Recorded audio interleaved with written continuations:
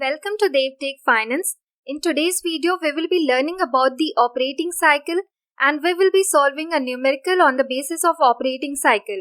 This video is a part of working capital management tutorial, so I recommend you to watch all other related videos to get a better understanding on the whole topic. Now let's start with the introduction to operating cycle.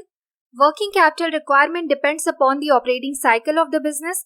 So working capital is the amount of fund required by the business to run the daily operational activities. Now these activities could be like purchase of raw material, other costs involved in the production process, payment of wages to the workers, payment of bills like electricity bills, rent, etc. So the operating cycle begins with the acquisition of raw material. So here the operating cycle begins. In any business, we require raw material. That raw material is put into the production process, which is referred as work in progress. After going through the production process, this raw material is converted into finished goods, which is ready to be sold in the market. Now, selling in the market could be on two bases, either cash basis, so we will be receiving the cash back in the business, or it may be on the credit basis to the customers. So those customers will become our debtors from whom we will be receiving the payment in the future date.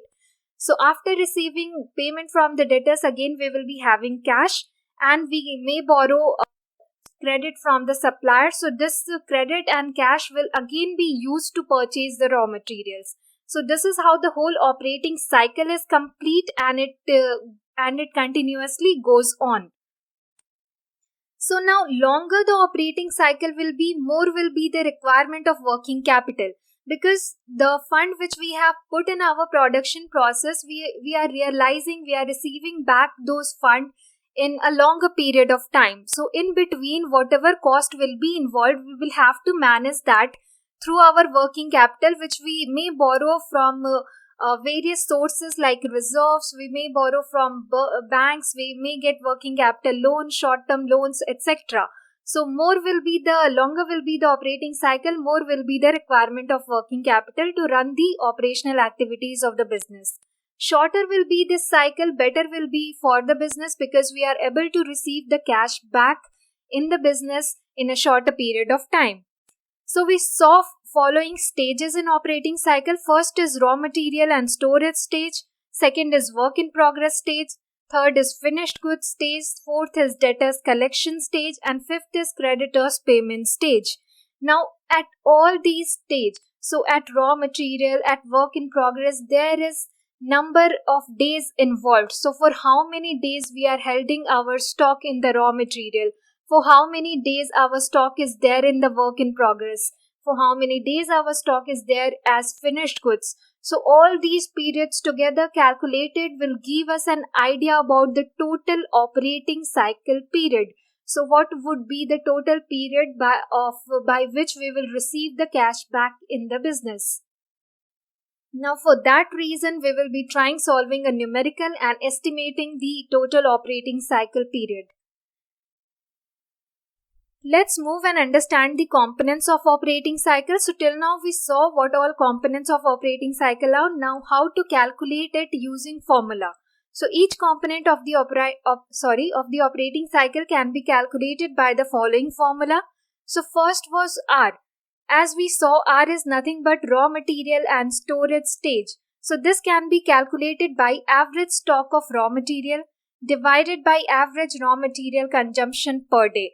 So this is the total stock of raw material which is held in our business, and we will be dividing it by raw material consumption per day. So we will be getting an idea how many days it is requiring to finish the whole stock of raw material, to put the whole stock of raw material in the production process. So we will be calculating how many days it is requiring.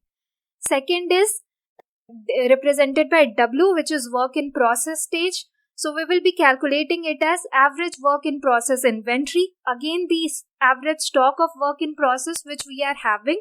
Work in process you can also call as production. So average production stock which we are having in the business, and average cost of production per day. So what is the average cost which is being involved in the production per day? So again we will be getting an idea about how many days it will take to convert the whole whole stock of work in progress into finished goods. Third is represented by F, which is nothing but finished goods stage. At this stage, we will be calculating average finished stock inventory divided by average cost of goods sold per day. So we will be getting an idea that how many days it will take for average finished stock inventory which we are having in the business to be sold. So we will be dividing it by cost of goods sold per day. We will get number of days which it will take to complete the whole finished goods to be sold in the market. Now fourth one is represented by D, which is nothing but debtors collection stage.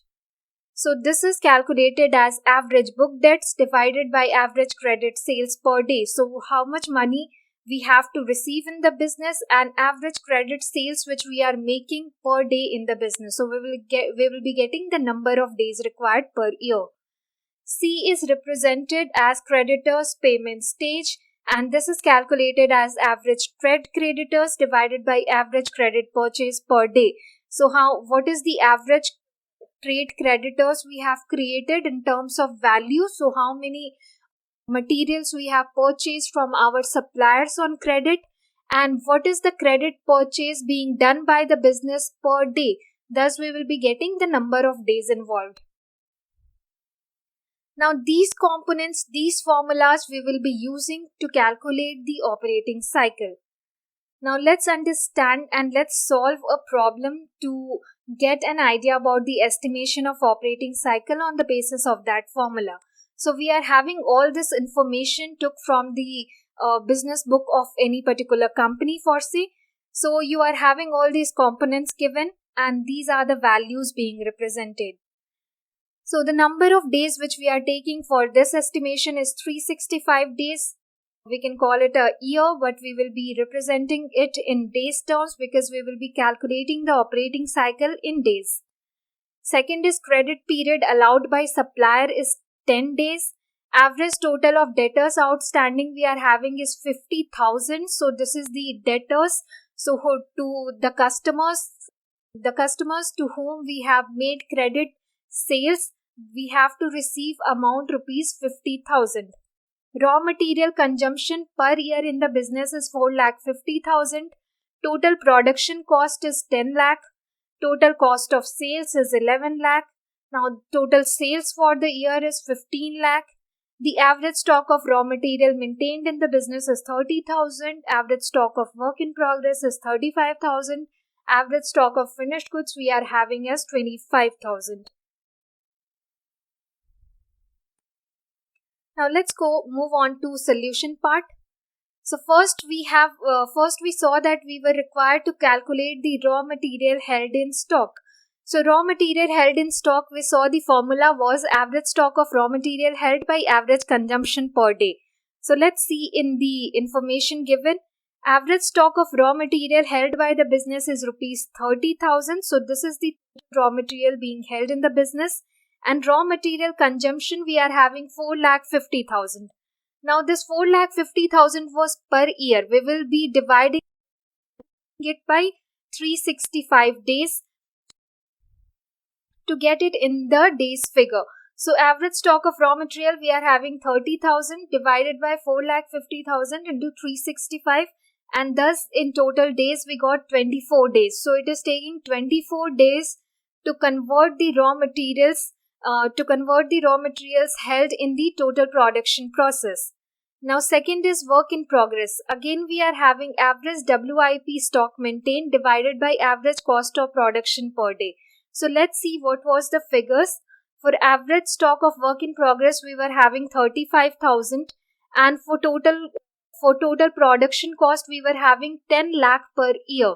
Now again to convert it into days we will be dividing by 365 days. Thus, we will be having 35,000 divided by 10 lakh into 365. And we will be arriving at the number of days which is 13 days. So, for 24 days, raw materials are held in stock. For 13 days, the stock of work in progress is maintained. Now, let's come to finished goods held in stock. So, again, the formula is average finished goods maintained divided by average cost of goods sold per year. Let's see in the information given. So average stock of finished goods we are having 25,000. and our total cost of sales is 11,000 per year. So we will be seeing cost of goods sold, which is 11 lakh per year. So this would be 25,000 divided by 11 lakh. Again, we will be taking 365 days because we want the figures in days only. So we will be having 8 days. So it is taking 8 days to convert the finished goods as cost of goods sold in the market. So it will be taking total of 8 days. Now come to the fourth component. It is credit period allowed to debtors, which is calculated as average total of outstanding debtors divided by average credit sales per day.